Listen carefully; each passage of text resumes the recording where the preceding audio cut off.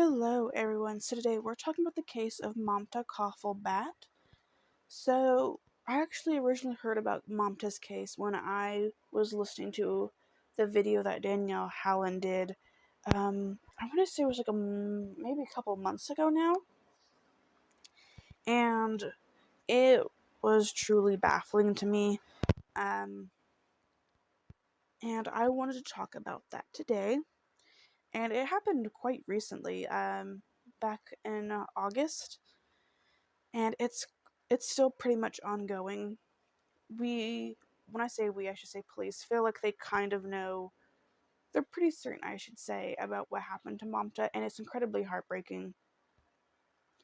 And I wanted to tell you guys her story today, and that is what we're gonna do. So all the links I used to research will be down below, like always. And let's go and get into this. So the way I'm gonna do this is a lot of this is going to be in timeline form because it was a lot of information at once. And it was just easier for me to look at timelines and put timelines together. So that is what we're going to be doing. So, 28-year-old Mamta would not show up to her shift at the UVA Health Prince William Medical Center on August 1st, 2024, where she was a nurse. Mamta was married to a man named Naresh, and she is a mom. And a quote from her friend Nadia. Nadia says, "I last heard from her personally on July 28th. She called me a couple times, but I was asleep. And I got a call from someone I met at her baby shower, and she asked if I knew where Mamta was." And the reason why I included this quote is when we get into the timeline, we're going to be given different stories on when she might have last been alive or last seen. And so on July 28th, we know that she was at least still here. Nadia met Mamta when she first came to the US and bonded over their experience as immigrants. Mamta is originally from Nepal, and the two grew so close that they were like family. Mamta is described as responsible and calm, not impulsive, so she wouldn't just get up and disappear, especially not without her child. Nadia created a Facebook group dedicated to sharing information about the case, and she helped organize searches.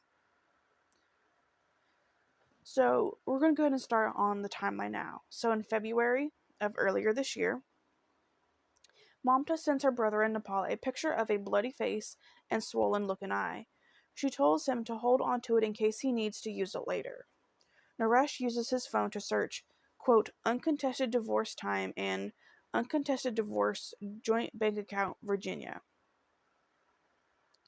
Police are summoned to the Bhatt residence over allegations of disorderly conduct. Mamta told police that Naresh wouldn't give her her documents and destroyed her phone. No charges were filed. Senior Assistant Political Defender Shalev bin Avaham would later state in court that she left home for several days in February and didn't tell Naresh where she was. He had said that she has left home before for periods of time without communicating with him, and prosecution countered that she was fleeing from an abusive relationship and took her baby with her at that time in February. March 21st, Naresh searches what happens if spouse disappears in divorce in Virginia. In April, Naresh searches how long does it take to get married after a spouse dies, and what happened, debt of spouse died, and Happy New Year message to girlfriend. The Nepali New Year is in April, by the way. So this tidbit makes me feel like he was having an affair. He had another girlfriend. And it kind of is giving the vibe that he is wanting to make Mamta disappear. And that's just kind of the vibe that I'm getting. July 27th, Prince William Hospital. Surveillance shows Mamta sitting outside the hospital with a friend before entering an unknown black four-door sedan driven by an unknown driver around 8:17 p.m. A court order to to Uber shows that her last transaction was around that time, and this trip was noted as canceled by rider. That is the last time she's seen at work. On July 28th, Mamta's phone records show that she is at home. Naresh's phone records show that he's in Baltimore for a good portion of the day. She sends a Facebook message at 6:03 p.m. thanking someone for jewelry she bought from a Facebook marketplace. Bought from Facebook Marketplace. I'm sorry. At 8:25 p.m. and 8:58 p.m., Mamta attempts to contact Naresh. Police interviews later conducted with Mamta's family, friends, and co-workers suggest this is the last day of her posting or messaging on social media from someone they described as regularly active on multiple social media platforms. July 29th, Naresh's phone records indicate that he returns home at 12:29 a.m. Phone records show Naresh and Mamta are home most of the day. At 8:30 p.m., Mamta speaks with her mom in Nepal over Facebook video call. The call is 14 minutes long. This is her last known contact. Phone records show her phone was operational until this date, with multiple calls between Mamta and Naresh up until then. Following this date, all calls to her phone appear to be routed to the voicemail. July 30th. At 4:13 a.m., Naresh searches diagram of a brain, and at 4:30 a.m., he searches chicken farms near me. And that gave me chills. I don't know what the diagram for a brain would be, but looking up a chicken farm. Now, I know this with pigs, I don't know about it with chickens, that pigs do eat people. Like they will eat remains. I don't know about chickens, and when I saw that, I was like, is that what he's thinking of? It gives me the willies. And clearly it's important, or else I don't think that police would have released this in the timeline. Like I said, I'm not sure what the brain thing is about, but I can only assume that it's important, or else it would not have been, made public knowledge. At 5:40 a.m., he texts their babysitter asking if he can drop their baby off after 8 a.m. Around 6:30 a.m., he drops the baby off at the babysitter's Manassas apartment, and video surveillance shows Naresh discarding plastic bags into a dumpster at the apartment complex at 6:44 a.m. At 6:53 a.m., he returns home. At 8:12 a.m., he is captured on video at the Home Depot nearby, purchasing 2 pairs of rubber gloves. At 8:41 a.m., he is captured on video at Walmart buying 3 knives. During a later search warrant at his house, police recovered the smaller of the 3 knives, because there were 3. I don't believe that the bigger ones were ever found. At 11 a.m., Mamta misses the first call from her mom. At 4:53 p.m., Naresh picks up their daughter, but before he does this, he parks by the same dumpster from earlier. And at 5:22 p.m., he goes to, I believe it's pronounced Lidl. It's Lidl. We don't have that here. Lidl or Lidl. And he gets a 40-pack of 30-pound extra strong black trash bags. July 31st. At 1:30 a.m., Naresh is captured on video in Falls Church, wearing what appears to be white gloves, retrieving numerous trash bags from the trunk of his Tesla. He then discards them into a trash compactor there. Naresh has property that he subleases within that community, but those tenants later indicated that they have not seen him since early July. Naresh does not have his phone with him, but his Tesla truck tracks him to that location. Around 8 p.m., Naresh drops off his daughter at the babysitter's. He is captured on surveillance slowly driving by the same dumpster where he disposed of items the day before. The babysitter would also tell cops that he seemed to be nervous and he kept looking around when he was dropping and picking the baby up on July 30th, and July 31st. From 11 a.m. to noon, the water usage shows that the Bhatt house uses more than 150 gallons of water. Other hours of the day and other times during the week shows that the home used about 3 to 4 gallons regularly. So that is a stark difference, and that is also noted in court documents that is a huge difference. During the hour of 1 p.m., license plate readers in Fairfax County capture his Tesla. Around 2 p.m., he is on video footage at a Walmart in Fairfax County buying cleaning supplies, air fresheners, and soap bars. Around 5:30 p.m., he's seen on video disposing of 2 bags from his trunk into a dumpster at the babysitter's apartment. Again, and he's also wearing white gloves again, and he returns at 7 p.m. to pick up his daughter. Naresh told police that this was the night he saw Mamta last, saying he took the baby and went to bed. He claimed she destroyed her phone on this date. Naresh would make, quote, slightly and vastly greatly different stories about when the last time he saw her was. And that is a quote from one of the attorneys, or prosecutors, I should say. August 1st. Naresh's phone is off with no activity coming from it, and Mamta's phone pings in Loudoun County. There is no activity from Mamta's phone after that, including on social media. She does not show up to work.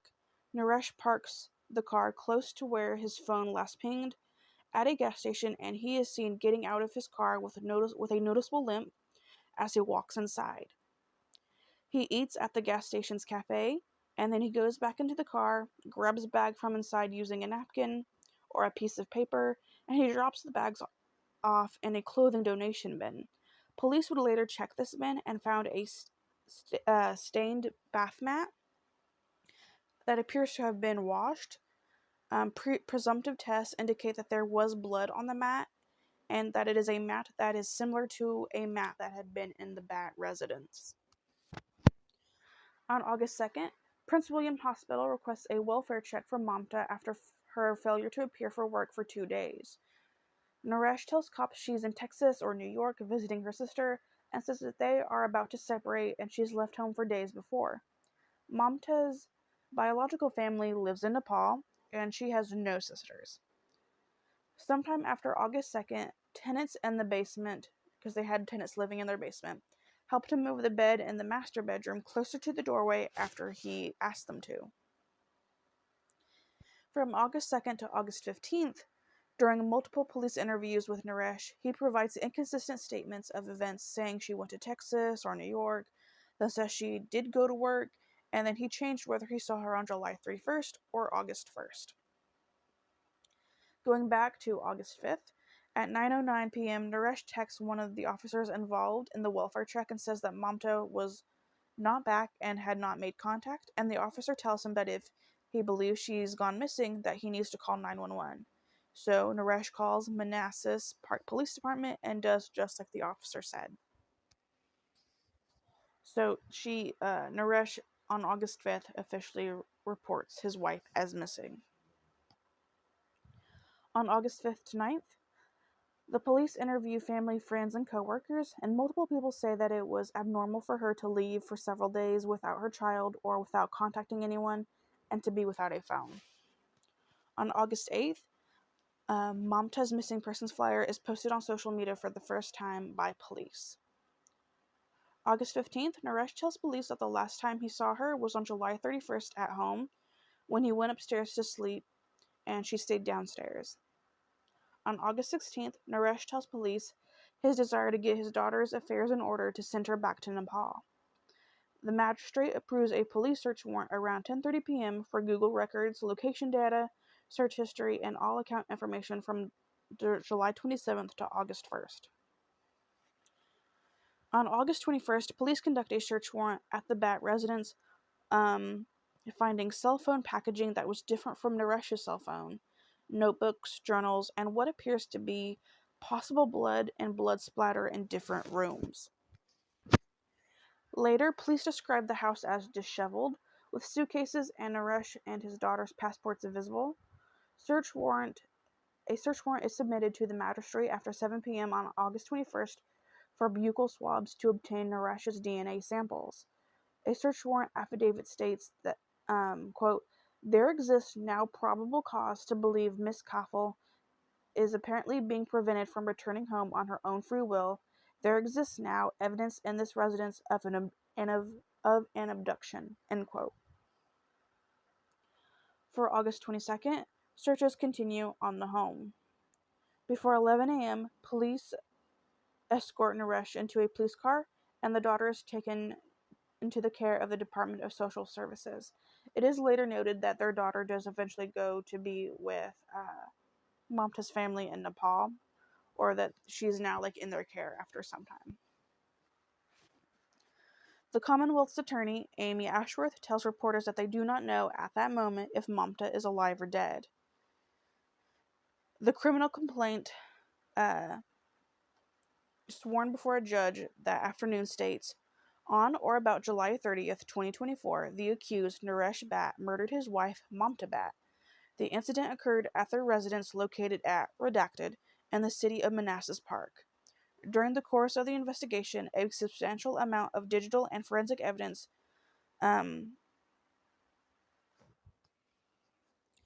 consistent with her death was recovered. There was evidence in the residence indicating the body was inside the residence and dragged out of the residence, end quote. Around 3:30 p.m., police and the Commonwealth Attorney announced in a press release that Naresh had been arrested and charged with concealing a dead body. During the course of the investigation, police were notified that the Tesla that they were awaiting records for had been sold at CarMax and Duels. Naresh sold it the day after police had been at the residence and asked for consent to look inside it. At some point in August, the location data tracking on the Tesla had been disabled. Police also spoke with two people Naresh had contacted who claimed he wanted them to do a quick short sale of their house. There is also a history of domestic abuse, some people having seen Naresh slap Mamta and leaving a mark. Naresh's pre-trial has been moved to December 4th. It was supposed to take place sometime in November, I believe. At the time I'm recording this, which is December 2nd, that is in a couple days. And I hope to have an update for you in January. Naresh was granted a speedy trial, and that is set to start on December 9th. And so far, that is the information we have. I hope this timeline made this case easier for you to digest. I highly suggest you go to Danielle Hallen's video. It's a very long video. It's an incredible deep dive. For me, to keep my sanity, I had to make this digestible for me, so I hope that this worked for you. And I hit the points that were important. So it is believed that Mamta was killed by Naresh. I also believe that just from the very beginning, him wearing gloves and throwing a trash bag into dumpsters and being nervous, and then just being inconsistent with his times, and then I feel like him disabling the tracking on his Tesla, he finally kind of figured out it does that maybe, or that they could use that, or maybe it didn't occur to him before, but I feel like it was just too late at that point. To me, it was very obvious from the beginning that he has something to do with this. I think it was super smart, but also sad that she had to do this. Mamta, back in February, sending a photo of her after being beat by Naresh to her brother, knowing that deep down something could happen to her. And I am very thankful that she did that, because if something was to go awry, there is proof that he is 100% capable of harming her. I hope that the daughter can grow up with her family and not have this kind of trauma. It is incredibly heartbreaking that she is going to have her mom and likely not her father. And I am heartbroken for Mamta's family, who it was in a completely different country, and you're getting the news now that your daughter has been murdered. It's incredibly heartbreaking, and my heart just goes out to them. But thankfully, Naresh is behind bars. Hopefully, here soon we will have good news about him being convicted. I will bring that to you once I have the news myself. Thank you so much for listening to Mamta's story, and I will see you guys very soon. Bye, guys.